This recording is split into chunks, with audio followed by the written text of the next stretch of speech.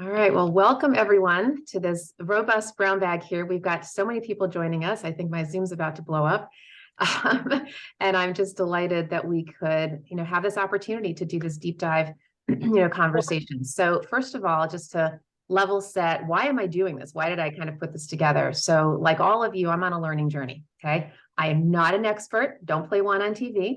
But we are all learning about this very evolving topic. As a recruiter and a career coach and an executive coach, I am very interested in this, right? Because I sit on both sides of the hiring aisle. Obviously, this topic comes up to me a lot. I mean, when I'm, coaching my employer clients around, posting salary and all these things, right? Like you, I'm very intrigued by this. And obviously from a DEI perspective, we all need to be, very focused in this. And I'm glad that there's such a focus here now. So with that, right, what I'd like to do is sort of tee up the conversation. Okay, again, I'm not an expert, but I do want to kind of level set the conversation with a couple of different areas, so that we're all on the same page around this. All right. So actually, what I'm going to do is pop in the chat a few articles. Like, it's very easy to Google these things because this is such a popular topic. But I did want to pop this in because there are a few things here that I think are just interesting. Hold on one second. Everybody in the meeting. Okay. So here you go. And in the chat here, I put in a state by state pay equity chart, okay, to see what states are doing what. Forbes had a nice little article around transparency. And Mercer, I think this is a very interesting article. I highly recommend you all look at this. And I'm going to pull up, actually, I'm going to share a couple of highlights around this topic, because I think what's interesting for us to understand is the difference, first of all, between pay equity and pay transparency, right? We hear these terms thrown around a lot and they keep evolving. And, while we only have an hour and a half today and we could, talk about this for hours and hours, I think it is important to sort of level set. So people define pay equity as this whole idea around remediating pay gaps, okay? And that's like from a DEI lens. It's why, of course, a lot of folks are, a lot of states are requiring some version of, posting job salaries, not asking candidates about salary history, that kind of thing. But pay transparency is more around communicating pay structures and ranges and opportunities and such. And, today I wanted to pull out a couple of really interesting points here. And I want to show you this article that this is the one that I just posted in the chat from Mercer. Okay. They have I think a very robust article here around this and shows a lot of the different areas. But what I did want to show you here, and I think this is going to tee up our conversation. First of all, the pay transparency supports pay equity. Okay. And I wanted to also point out that there are a lot of obstacles, and this is exactly why all of you are on this call. Do I post? Do I not? Do I share internally? How do I share? Do we post ranges? How do we overcome the politicking? How do we overcome the social anxiety that people are having around this topic? And we're all in, again, this learning journey. And what I'd like to do is tee up a conversation around what are we currently doing? What should we be doing? How do we overcome the gaps, right? Because we all know that we had, and I think all of you are probably at least somewhat aware of what's going on in this world, this pay transparency world. We have really kind of three areas, right? We have the compliance issue, because that's every state is, and we have 42 states now that are somehow involved in pay equity. We have the impact of pay equity and pay transparency on recruiting and employer branding. And we also have the impact on culture and communication, in terms of promoting trust and openness and making sure that we're showing people that we have a DEI lens. In fact, I was talking to somebody not that long ago, a candidate. She was a coaching client, but she was a candidate. And she said to me, she has such a strong DEI lens. She says, I will not consider any jobs that do not post salary. Okay. So we have a whole generation of folks here who are saying, no, I am so committed to DEI, and I want to make sure that the employer that I'm going to go with is on board with that, with those values, that if they do not post salary, I'm not even joining. So there's a whole generational shift around this. And I know that everybody's struggling around what to do. And so what I'd like to do here is start by doing some breakouts, okay? Because we have a lot of folks in this call. We have 47 people here, and I want us to have more intimate discussions, right? And the main question that I want to pose to everybody, for you to be thinking about in your breakouts, is, you know, to what extent, in fact, I'll put this in the chat, to what extent are you embedding pay transparency practices into your recruitment, retention, and engagement efforts? Okay, to what extent are you embedding pay transparency practices into your recruitment, retention, and engagement efforts? What are your challenges? What are your opportunities? Who are you trying to socialize this with, right? How are you doing with getting your executives on board? You know, are you sharing pay bands? Are you posting, you know, to salaries to candidates? Are you still asking candidates what their salary history is, which of course a lot of us know is very problematic right now, because a lot of pay equity laws say you can't do that, because we're trying to bridge the gap with marginalized employees. So this is a very complex, convoluted topic that has a lot of implications, not only from a compliance perspective, but certainly from a cultural perspective and a branding perspective. And I just wanted to toss all that out into the mix, right? To sort of tee up a conversation and see what we come up with. So what I'd like to do is do breakout rooms, okay? And I'm going to make these really, really small. We're going to do like 3 or 4 participants per room, okay? And we're going to do a 15-minute breakout. And then I want you to share your best practices with each other, your challenges, your opportunities, and let's see what we can come up with together, okay? So you're going to get into your breakout rooms for 15 minutes, and we will see you back here shortly.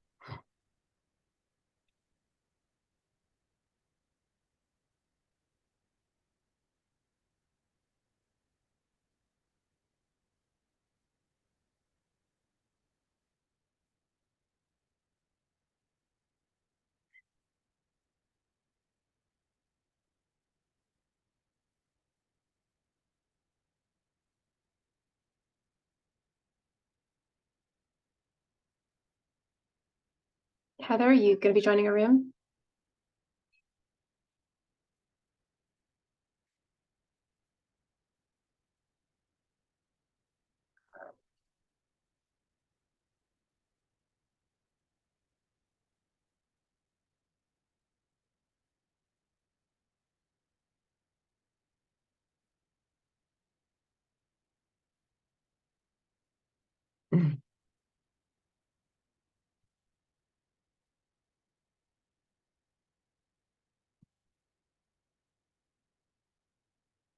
Hey, Paul, do you see that you're in a room? Do you want to get to your room? You're in room 4.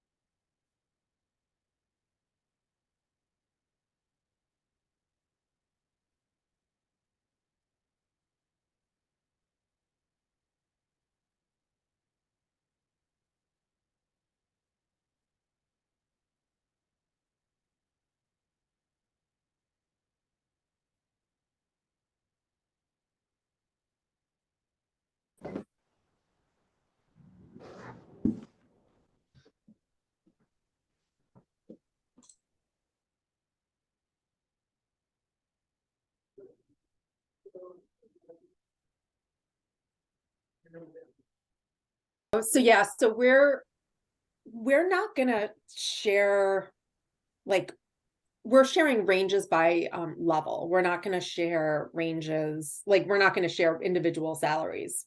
No, well, we weren't going to share salaries. It would just be ranges for posted positions, essentially. So we haven't even done that.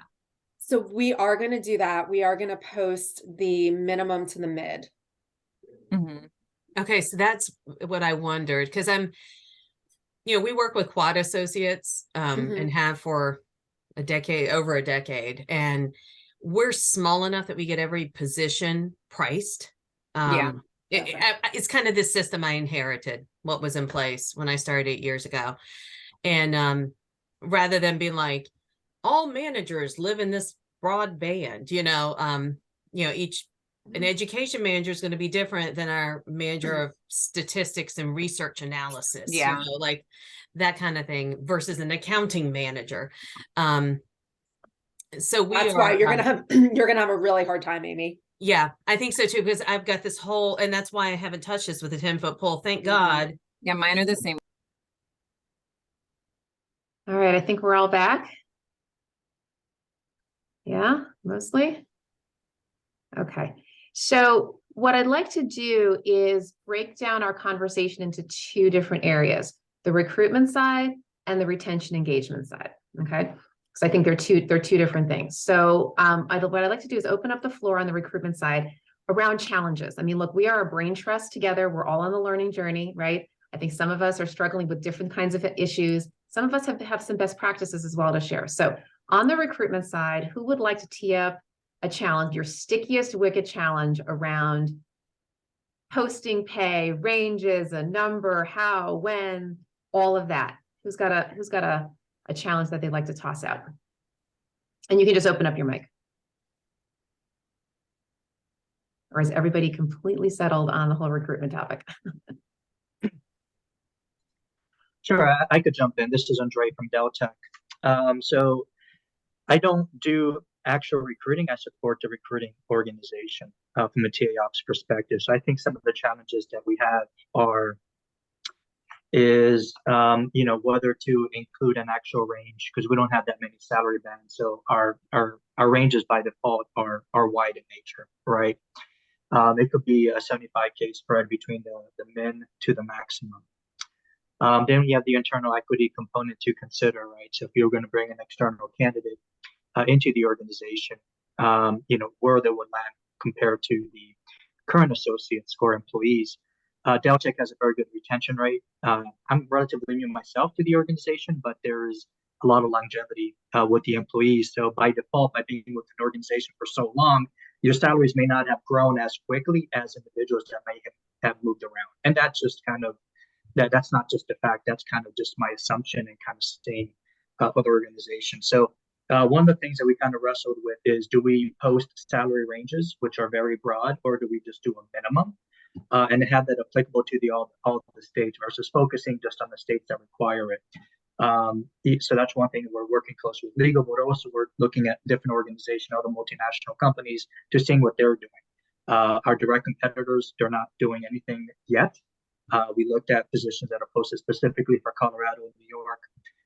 But also remote. 85% of our population is remote. So how do you handle that? So this position could be based in any of the 50 different states. The other thing that we also talked about is, so we have the salary ranges this year. Well, what happens if the salary ranges change the following year? Do we how do we adjust it? Do we have a mechanism in place to have that? To have the revised numbers updated and that sort of thing. So those are some of the key things that we're looking into, still in the infancy stages. But I wanted to kind of just share kind of the experiences, since nobody else wanted to hear. I thought I'll take the initiative. That's great. Thank you for that. I think a lot of people, right, are dealing with that kind of thing around ranges versus anything else. And I'll just chime in first, just on one concept, but please, I want everybody else to jump in. And, for me, because I'm not the employer, I'm advising employers, right, as a recruiter.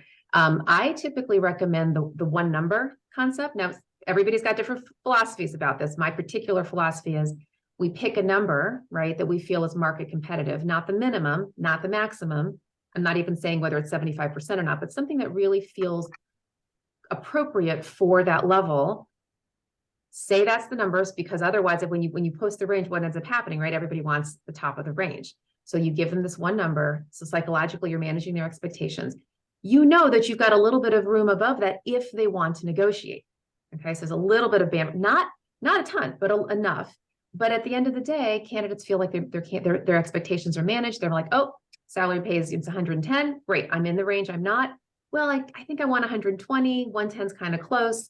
I'll actually say to the employer in the interview process, hey, do you have any flexibility with that? And typically you would. That's at least the way that I handle it, and everybody's very different. So I just want to open this up. How are people handling the posting the range, not posting the range, Gloria? Well, we post, what the salary is. I mean, obviously there's always room for negotiation on that, but I am interested in that concept. Why wouldn't you, like, say, choose a number that's on the lower end of that scale, though, as an employer, so that you have? Yeah, because it's not really, it may not be market competitive. What candidates read it and then they internalize it like, oh, they're only paying 95 and I really want 125, and you, Gloria, can pay 125. Would you put the 95? They're going to literally not even apply. So it's just a matter of finding that sweet spot of what's the number that's going to be market competitive, where the candidate with the right skill level, the right years of experience is going to say, yes, I'm right there. But again, there's a little bit of room at the top if you feel like you need to, to give them a little bit of negotiating room, unless you feel like this is such a niche-y unicorn kind of a position where and you tend to underpay. You may just want to put the tip top and literally say, we're paying 125 maximum number, like manage expectations. And then there's no negotiating, but at the end of the day, you're still going to get somebody, right? You're putting at the very, very top, and hopefully that's more market competitive. So that helps. But again, I want other voices here, not just mine. Gloria, anything else you want to add to that, or should we go on to Samantha? No, you can move on. Okay, sure. Samantha? I would just worry that one number would be too limiting. And, I think I usually give people a range. We haven't been posting them yet. We are going to start posting ranges, but as long as you can explain why, and I've had those conversations where you explain why, like, okay, well, especially if you're hiring somebody who's moving into a role where it's a promotion for them, you're not going to pay them the middle of that range. You're going to pay them on the lower end of the range because they're still learning and they're not fully functional within that role. So those are my thoughts. How have you managed expectations around that? Because when candidates see a range, right? Again, psychological, people just want to, right? They want the top. I mean, not that they're going to get the top, but they want that. And if you're paying if you offer them the lower end, have you had to have those delicate conversations, and how have they responded to you when you've actually said, look, this really is a big jump for you, and so that's why we're giving you the lower end, and you have promotion potential, but right, emotionally, how have you navigated that? I mean, I just had that conversation with somebody last week and it went really well. I said, look, I understand let me explain to you how we got to this number, and where you are new, this is a new role for you. You haven't been X before. You haven't done these things before. We have every expectation that you will get there. But this range, this number is, I think it was like, between the 25th percentile or something. So that's why we're bringing you in here. And they were good with it. Mm-hmm. I mean, they could have not accepted the job. Right? I wanted to jump in real quick. Sorry. I had a lot of success at another organization where when we posted the salary range, we actually posted a tiered system for explaining the salary range and put an little description for the experience. So like, if you have this experience, you would fall in this percentile for the range, and say there'd be like 3 sections. So if you had experience managing no employees, but you led processes, you would fall in the bottom. If you had experience managing a couple of people in processes, you would get in the middle. And if you had experience running a department, you would be at the top, kind of thing. And I feel like that clear transparency really helped aid in the process. And people would say, oh, well, I have this experience, so this is what I'm looking for. They would kind of put themselves in that box. That's fantastic. I mean, you're managing expectations, you're empowering people. That's great. That's great. Alyssa? I was just going to add back to the question about posting a range versus a minimum or maximum point. I believe that some of the states require a range versus just a specific point. So, it goes back to the question of if you're posting a position nationally with remote opportunity, are you better off having a range and satisfying all the state's requirements? And if there is a range, we were talking about this in our breakout room, is there a reasonable amount? If you say it's $50,000 to $500,000, I mean, even to Rebecca's point, if you have a list of the requirements or where you might fall, that is just a huge spectrum. And so what's a reasonable amount within that to really give someone that clarity? And that's one of the things that we're struggling with a little bit right now.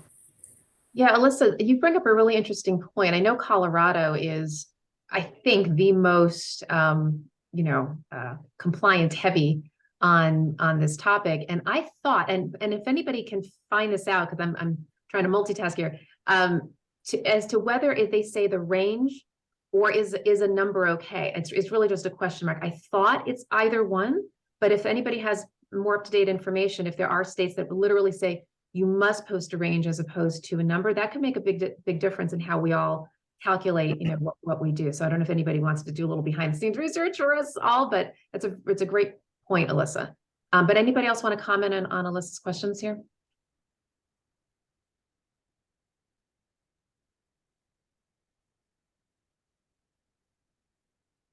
All right, Ellie, did you want to chime in here? Well, I have actually a question that's come to mind because I have recruited for roles where a bonus is a part of the role, and that person has to be successful in the role in order to do the role, but that entails absolutely getting a bonus. So I have not posted yet, but I expect I will be addressing that soon, and I will be the poster. So I'm just kind of curious about that, along with having the same other questions as other people. I mean, I've had openings where I've been hiring for multiple tiers, so literally 120K to 300K. And, so that's a whole tricky thing in itself. But that's the question that just came to mind is, how do you address bonus? Because I don't know, I understand there's different requirements in different states and ways you can do it. Yeah, I don't know that there's anyone that any state that I know that actually says you have to post bonus. I don't know your particular situation. It sounds like it's completely tied to the job, but I don't, does anybody know that there's a state that says that you actually have to post bonus, or is it Well, just... no, and I'm saying there would be a value to posting that, to showing there is the actual pay would not be the total 130, comp. it would be 150. It's total comp, for sure. Right. Yes. I actually, for an example, I recruited for Gallagher, 35K employees, and hired senior compensation consultants and regular compensation consultants. And so they worked for Gallagher FTE, but they externally went into companies doing compensation consulting. Yeah, it's interesting you're bringing this up, because for those of you who post on Indeed and LinkedIn and that kind of thing, they'll actually ask you, hey, does the job have this benefit and bonus and blah, blah, blah. It's because they're looking at the total comp, because they know, to your point, Ellie, that candidates want to see all of that kind of stuff. Does anybody do that as a best practice? And I'm not talking about posting on a job board, but just when you're posting your description, does anybody actually list out bonus and the benefits and kind of look at and present a total comp in the job posting? Anybody do that? Or some version of that? Or you just do straight salary? Well, the question might be, are they recruiting for roles that do have that? Yeah. Well, for some of our hard to fill positions, I make sure that I include that information and go more in an ad-like presentation of the information and what other employees, current employees, tend to like about it. I'll put that stuff at the top, and then the salary range will be at the bottom, but I do that. Great. All right, good. Any other, before we move on to the retention topic, any other questions, best practices around posting salaries? So, Shira, there was a link put in the chat by one of our colleagues that show the states that are required to post ranges. And I was just going to chime in before she did that to say that I know New York State requires a salary range. And so we couldn't post a single number for New York. We'd have to, in that instance, do the posting would have to be a range and not a single number. Good to know. Good to know. All right, Catherine. Hi, everyone. This is Catherine from the American Alliance of Museums. And I just wanted to share that in our field, this has been a really hot topic. And even though internally at AAM, we have been posting salaries for many years in our job postings, we also have a job board for the museum field that our association runs. And you know, lots of museums, some would post the salaries, but many wouldn't. And in the last 3 years, it just really kind of blew up, and our membership really started demanding that AAM mandate that employers posting on our job board, you know, include salaries. And so for a couple of years, we kind of debated it. We actually added some guidelines for employers, encouraging them to post salaries, you know, why this transparency would be a good practice. So we did include that. And ultimately last fall did make the decision to mandate it. But it took us a while to figure it out. So I don't know. I think it's generally, there's been more talk about it, but it was a huge topic in the arts and museum world. So I just wanted to share that.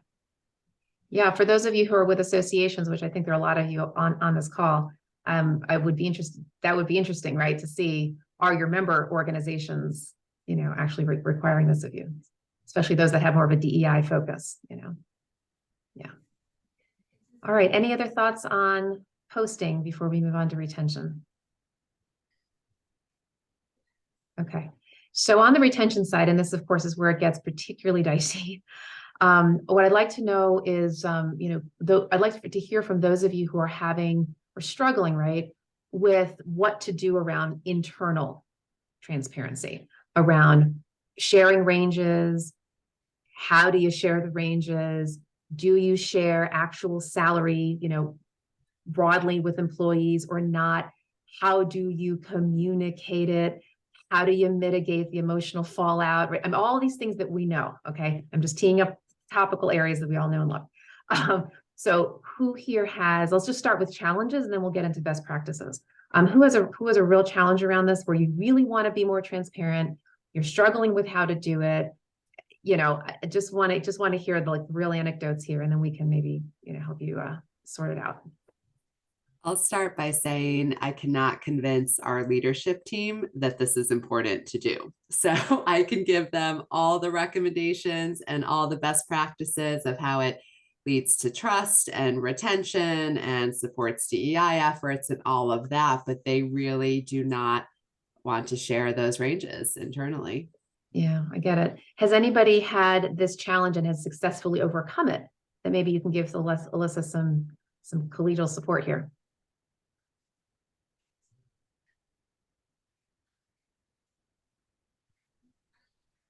Anybody? Alyssa, can you share with us more about the pushback that you're getting, at the why they're saying what they're saying? I think they think it's going to beg more questions, or more just toxicity around, why does this person get more? Why does that person get more? We're in the same titles. We've been here the same amount of time. I think they just foresee it begging conflict and maybe giving people a reason to look elsewhere.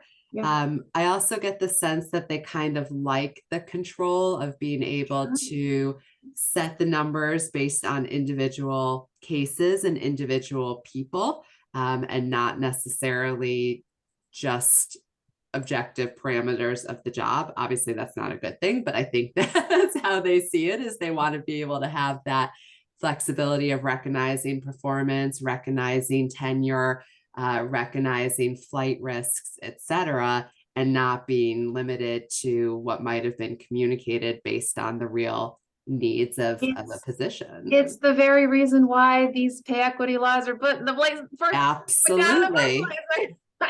Absolutely. It's shifting the control. I mean, we all know that, right? That's why we're on this call. But trying to convince them, it's like with any movement, that this country has gone through, there's always going to be the laggards and the people who are more progressive. And at some point, it's interesting, this article that I put in the chat from Mercer, it says here, avoidance is no longer a strategy. As pay equity laws continue to strengthen, consumer demand continues to grow. It won't be a question of if, but when you have to disclose your approach to ensuring pay equity and results. And, as we know, right, candidates are asking about pay equity and people are turning down offers. And anyway, this right here, this page, if you look at the article, it acknowledges exactly, Alyssa, what you're talking about. And I think that, as more and more companies start doing this, it's just going to be what is. I mean, look at the whole DEI movement. 20 years ago was a blip on the screen. Only some organizations were involved. And now there's pressure, CSR, ESG, right? All of these more progressive kinds of movements take time.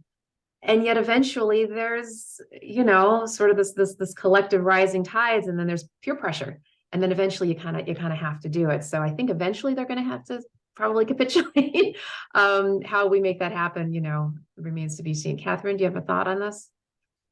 I just wanted to add that, I mean, it definitely makes it harder if you don't have just a basic compensation structure in place with job descriptions, starting with job descriptions, and then, a pay ranges, for example.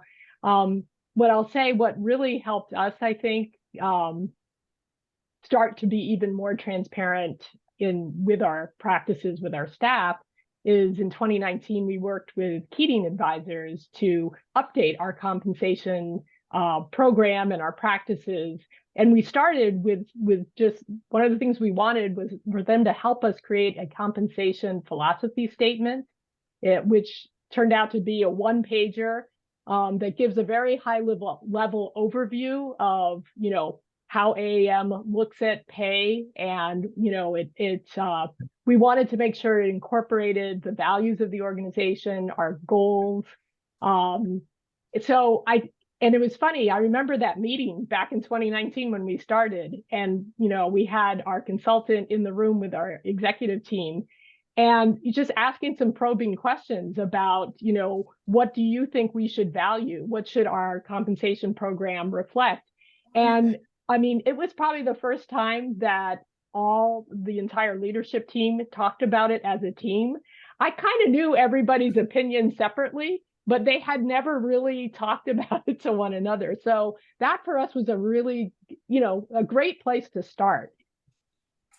Thank you for sharing that, Catherine. It makes me think about other best practices that other folks might have. Anybody want to just open up their mic and just share something that's actually worked for them well within the whole pay transparency realm, and any aspect of it that you'd like to share just from a mentoring perspective? Suzanne, are you still with us? I'd love to hear from you, because I know you have a very strong DEI lens in what you do. Anything that you're doing that's interesting around this?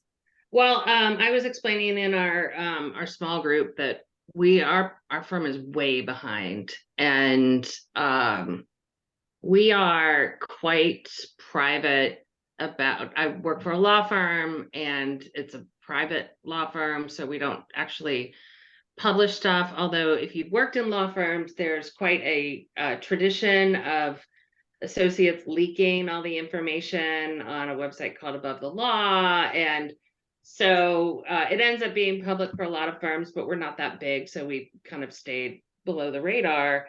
But just this week, I've been doing a ton of research on the states, and my biggest concern right now is getting our managing partner to buy into this. And I think, because we're a law firm, just the fact that we need to be compliant with the law will go a long way. But I do think that there will be a lot of hemming and hawing about what the salary ranges should be. So I've been working with our general counsel on it. I think it's going to be a great thing. I think it's going to be a great thing for the recruiters who will be able, for all the people who will select out based on what they see, which is why I also feel like you need to put realistic ranges in there, because you don't want somebody to select out who actually you want to talk to. And especially if we are moving, if we end up moving to a higher rate of unemployment where it becomes more of an employer's market, it's anything that helps to narrow the funnel for recruiters so that they're not looking at a lot of profiles, I think will be good. But prior to the pandemic, our firm was all DC with very few exceptions. But over the last 3 years, we have employees in California and Colorado and Connecticut. And so there's a lot of issues related to that. And this might not be relevant for everybody, but the additional thing with professional services is that as you have employees, particularly partners in different states, that opens you up to income tax issues that I see Samantha has is nodding, so this is probably something you're dealing with too. But so that has our managing partner like all up in it, like, oh, we're gonna have to file tax returns in all these places, and it makes everything so complicated. And but there's no putting the genie back in the bottle, because once you have one person in New York, unless you're going to fire that person and never hire in New York again, which is not going to happen.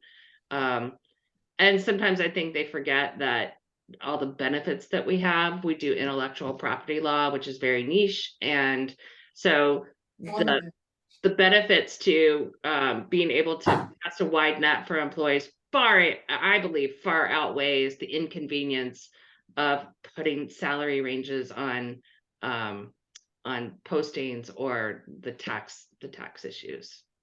Yeah, which is a whole other thing we could talk about in terms of hiring remote employees, right? And that one topic could keep us going for the next 30 minutes. Yeah, yeah, you're right. A lot of people are dealing with this. Veronica and then Samantha. Hello, everyone. So I'm an independent consultant now, so not doing very much in this regard, but the last organization I worked with was a very small organization. So I will say that it was easier to manage because the organization was small. But as it was mentioned before, we started with the solid job descriptions and developing the pay ranges for them, and then also with the career pathing. And then from there, we have full transparency with individuals, particularly when it was salary review season and all of that, where they fit in the range so they could actually see. And then new hires, when they came aboard, while we didn't publish in any of our postings what the ranges were when they became aboard, that was part of the onboarding. This is where you will find where you are in the structure and what the salary range is for you. And I think the gentleman from Deltec mentioned that it was a large range, and it gave them opportunity to grow, that while you may not always get a promotion, at least you can grow in the position and the career path that you are. And so I think it worked very well in as far as retention. And very, very few people left the organization. It was a different time then too. I think it was kind of pre and during the pandemic. So it really worked. And I was a huge I was the driving force behind it, since I was a department of one at the point. But I really think it was very helpful for the organization with regards to their core values too, and being consistent with that. And anyone that we brought aboard, any promotional opportunity, I was always a factor in ensuring that we were in the proper ranges and they were updated annually. That's great. Does anybody else do that? That concept of promoting, communicating your salary bands and making sure that people kind of know where they are in their ranges. Can you just put your the emoji thumb up, or just curious if you guys are doing that.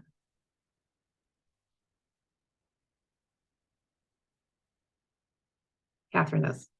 Okay. Oh, how many? Let's do another different thumbs up. How many of you actually have salary bands?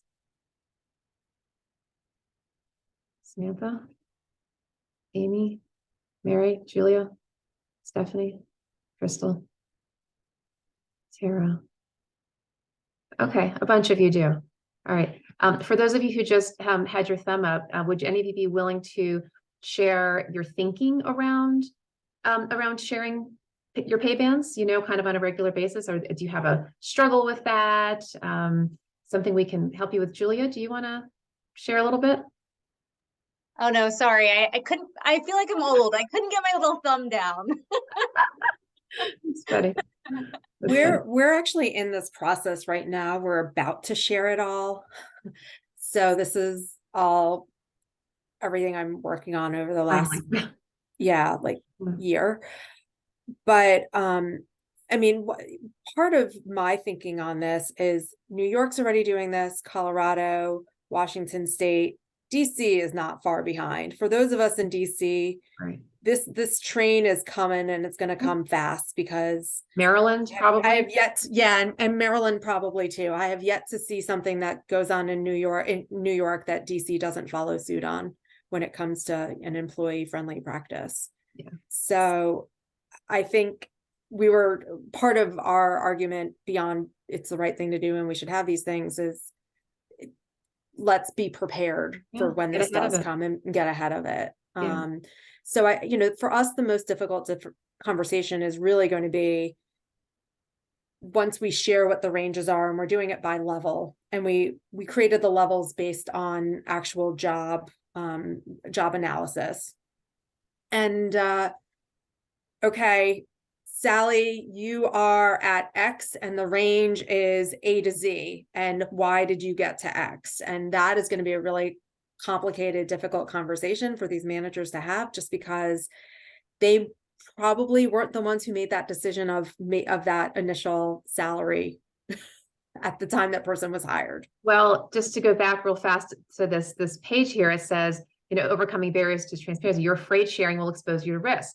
If you're worried that communication will increase your risk, you have good reason. The research from the World at Work revealed that 61% of managers are not trained to effectively communicate pay information to their employees. Enabling managers to explain pay with empathy and logic requires updated communication skills. A clear pay transparency communication strategy is essential. It's exactly to your point. This is one of the biggest hurdles I think that all of us are going to have to overcome, because it's not just a matter of compliance. It's how do you deal with the emotional fallout, right? Explaining why somebody was at one range versus another. And then of course, then you have, okay, so let's take here in the DC area. I think most of us are here. Let's just take associations, which is my world. All right, so you have all these director levels. You pay your director of communications this. What do you pay your director of government relations? That, right? It is not that, it's that. It's those kinds of disparity. Or somebody was mentioning one of the breakouts, IT, she was recruiting a cybersecurity somebody or another. Well, you can't use she was mentioning you can't use compensation analysis from the nonprofit sector, Amy, right? You got to go to the IT world. I mean, there's a million different disparities here, but the employees don't understand that. Why would they? Why should they? That's not their world. That's not their lens. That's our lens. And it's our job to communicate all of that effectively. But we all have some learning to do, right? We got to flex our muscles here. And like, as a community, I think we all have to learn how to do this. We've never had to do it before, right? And so all this pay equity is forcing us to grow, right? And how we articulate these things. And I don't know if anybody has a perfect best practice, because human beings are emotional, right? We have all of these different ways of being very personal and subjective, and I understand why. But I think once we get to a place where we can communicate things in an equitable way, we can show that there's equity, we can show that there's fairness in the process. The why we do what we do makes such an impact. It's not the what, it's the why. I was recently career coaching somebody, and she was having a little heartburn over why this employer was offering this versus that. And I said, let's look at it from the HR perspective. And I explained, she goes, oh, I didn't understand. Oh, thank you. And then she literally calmed down because she thought that she was being treated unfairly. I said, no, I really think this is just because of blah, blah, blah. And I talked on behalf of all of you, right? She was like, oh, okay. Right. It's the explanation, I think, that makes such a difference. So anyway, all that is to say that it's a complicated time. And I think, to Samantha, to your point, before the hammer comes down, I think we need to all be kind of ahead of this. So anybody else want to share any best practices, any challenges around this, any little thing that's working for you? Ellie. There's an interesting conversation going on in the chat that I think Yeah. is important to bring up, because simultaneously, I think as I posted a question, now 2 or 3 people have responded. Again, maybe not even seeing my comment, but it's the question of, are you posting the entire range when you know you're not going to bring in someone much above midpoint? And so a couple of people have responded and said, we post, to the midpoint as the maximum, because, and that could be a way also, to deter internal challenges and discussions, because hopefully people who've been there are above that. And then, Yeah, absolutely. That's a really good point. So then you have that little extra piece up top that you can flex on with promotions and probably even negotiations. It's a great point. Other thoughts? Other challenges? Yeah. I'll add something here. So one of the things that I think it can become tricky with internal communications is, let's face it, employees all talk to one another. I mean, employees all, as much as we don't think that they don't know how much their colleague is making, somehow it comes up at the lunch table, and there's that conversation. So that becomes tricky when people come and say they want a promotion, or they want, they bring printouts or screenshots from LinkedIn and from Indeed, and I need a market adjustment. And you have to then elaborate that we're working with consultants, we're using data from these survey houses. But to your point, Samantha, managers, they barely at times know how to give feedback during a performance review. To expect them to be able to communicate this information around a very large topic, I think is really difficult. And so I don't even know that the best training program would prepare them for the conversations that they might get stuck in when people are sending them those screenshots of these are the pay ranges for other jobs, because there's all the pieces that they don't know. So I'm not sure. I've talked with Korn Ferry. We use Korn Ferry to do all of our job benchmarking. I've talked with them about running a program for managers and talking about our philosophy and how we benchmark our roles and what this means. Let's remember, there's always new managers. So, I don't know how frequent, like the frequency, the cadence becomes more difficult. So I am very open to learning how other people might be working through some of those challenges. I completely agree with you. I just had this conversation with Katie Riley, who's on this call, about pay transparency, and that we should just be prepared for it. It's coming to DC. We might as well figure out how we need to adjust ourselves moving forward. So I don't know if there's an easy answer. Yeah, one quick thing, Mary, you said that there's always new managers. I wonder if that pay transparency discussion could be just part of your onboarding, and your training of new managers, just as a kind of a regular checkbox. Absolutely. I think it's just figuring out what that training needs to be that would be meaningful and enough to give them the tools and the skills they need at the table to answer those questions of, but why do I make this? Yes. Yes. And also there's a factor that hasn't even come up on this. There's a merit system as well, right? So, and pay transparency, and there was actually an article, and I can't remember if it's the New York Times or the Washington Post, that actually said pay transparency has now created pay compression in many cases, because no longer are everybody expects to get paid the same. It almost turns into the law firm lockstep system, Suzanne, of attorneys, where you're no longer paying people based on their performance, but you're paying them based on, what everybody else is making, which isn't fair either, right? If Joe is really busting his butt and has brought in X in revenue and somebody else is barely dialing it in, performance matters and performance should be rewarded, and you just want to make sure you're being fair and it's within the range. And so I think those are going to be even more difficult conversations when a manager has to say to somebody, you're just not as good as the other person you're sitting next to. Yeah, it's almost like the GS schedule in the government, right? You're locked into those, We really struggled with education as well. And one of the things that we did this year to help managers, we drafted out language and we broke our ranges up into terciles, which is a new terminology I hadn't heard of from our compensation consultant, and broke it into thirds, the first third, second third, third third. and just define them. And so we have the entry to the market range, and that's for people that are newer or lesser experienced relative to that job. And then we have the middle tercile is for those that are fully competent and our experienced staff doing great, but they're fully competent in the role. And then we have the third tercile, which is for highly experienced staff relative to their job. So these like lifers that are in some of these roles, you know, we sort of broke it into that kind of definition. And we struggled so much because everyone we felt as though thought that they should be, you know, an A student and should be at the, you know, 100th percentile. And so our goal of just breaking it into these thirds was a little bit more manageable, chunkable, easier to understand, still challenging, but at least it's there. And I can share the definitions if anyone's interested into them. Yeah, Samantha just asked you if you could just reshare the second tier. So if you could just put, maybe, can you pop into the chat, all 3 tiers? Yeah, happy to. Yeah. And when you have those tiers, do you help your hiring managers to explain what those tiers, not just what they mean, but what it takes to, what it means to be kind of that, you know, like an experienced person or a rock star, or are there, how, yeah, I mean, it just started in November. So we rolled it out as a part of this merit as process. So we're still in it and still wrapping it out. So hopefully at our next meeting, I can share how it's going.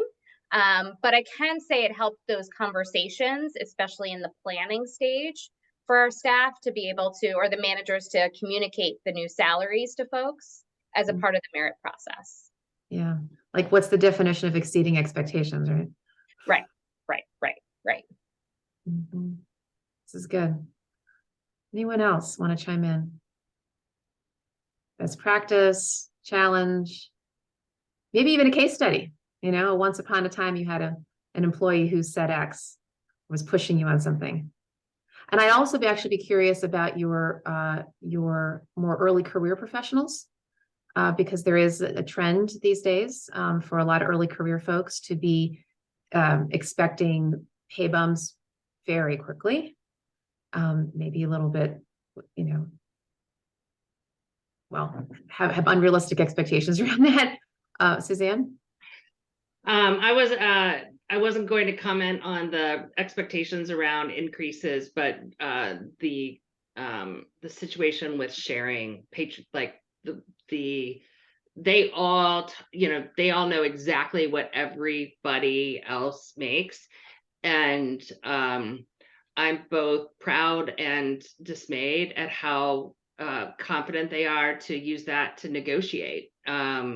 We had some paralegals where I'm thinking, like, back in the pre-2000s when I started and I was at their level, I never would have challenged and said, like, no, I need to be, here are what my peers are making, I need to be here. And they did, and it worked. And so, like I said, I'm very proud, especially these are young women who they have found their voice and they are advocating for themselves, and they banded together. They did it as a group. And yet I'm also now like, dang it, I'm the Gen X. I actually have to give that, and I never got it, but it's all good. It's progress. That is progress. Exactly right. So that's what the next generation is there to do, is push us, right? That's great. All right. Anyone else? Challenge, best practice, a case study you're dealing with right now. Anybody is anybody, challenging you in a way that you want to get some input on.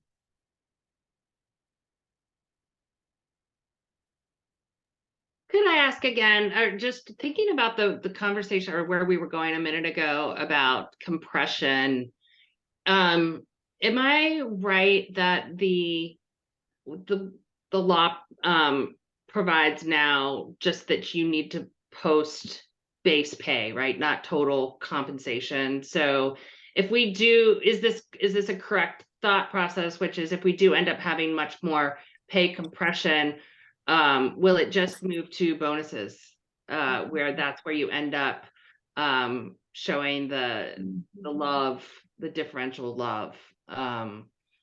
Is that kind of Suzanne, if you were a futurist, I'd say you're probably spot on. Yeah, that's where it'll go first, I think. also where the inequity could continue to, you might end up getting better equity on base pay, but not, yeah. People will find workarounds to the system. oh yeah, always. For sure. It's a really, really good point. One of the things that wasn't mentioned while we're talking about workarounds is that when in my research the last week or so, there have been companies who will say like, well, we're going to post jobs and say that we'll hire in any state other than Colorado, and they've been smacked down on that. So don't do that. Also, don't do like really extreme ranges, which defeats all of it anyway. So those are some things not to do that. Right. Does anybody have any good resources to share from comp consultants or articles? I mentioned the CNBC article. I go back to that again and again because it has links that take you specifically to the law, which nobody wants to read. When I went to look more specifically on like specific laws related to remote workers, I found a lot of great JD articles as well. So you could just put like the state you're looking at in JD Supra, and they've got really good advice, easy to read. Excellent. If you want, did you put it in the chat, or you're going to do that, Suzanne? I will. Yeah, I'll put the ones that the CNBC Alyssa posted back at 12:40, but I'll put one of my JD Supra articles in there. That's great. Hey, listen, I'm seeing a bunch of people have to drop off, and I totally get it. We may not need to go to 1:30. Before we wrap up, and we don't have to wrap up quite yet, but for those of you who are still on the call, this is the first one of these we've done in a very long time, and I teed it up just because it was a topic that was interesting to me. But of course, there are a lot of topics in HR that we could be talking about, and I'd be happy to continue on with these virtual brown bags and just sort of resurrect them, since we're now in remote land for real. So what I want to do is just actually open up the mics and see are there other specific topics that you'd like host on. We could actually have a speaker or not. One of you might be a subject matter expert, what have you. Do you want to put anything in the chat, or just raise your hand and say, hey, would love to hear more about X, or I'm struggling with Y. Happy to do that for you guys. And I can pull in colleagues and we can have a good conversation. Any topics you can think of? And anything HR.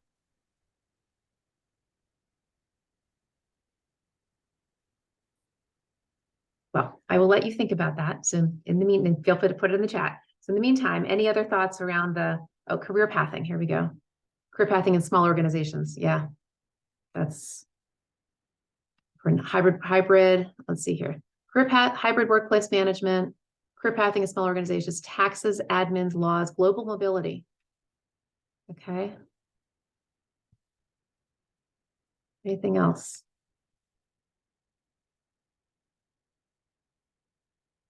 All right, these are all good.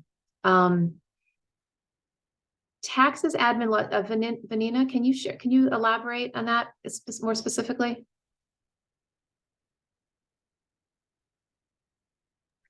Yes, sorry, I was typing at the same time that other people were typing. So the hybrid workplace management, especially as it relates to taxation, right? When people are working to different states or locations, applicability of laws and that kind of stuff. Yeah, that one I forgot who brought that up earlier, but yeah, that's a big topic for I think about everybody these days.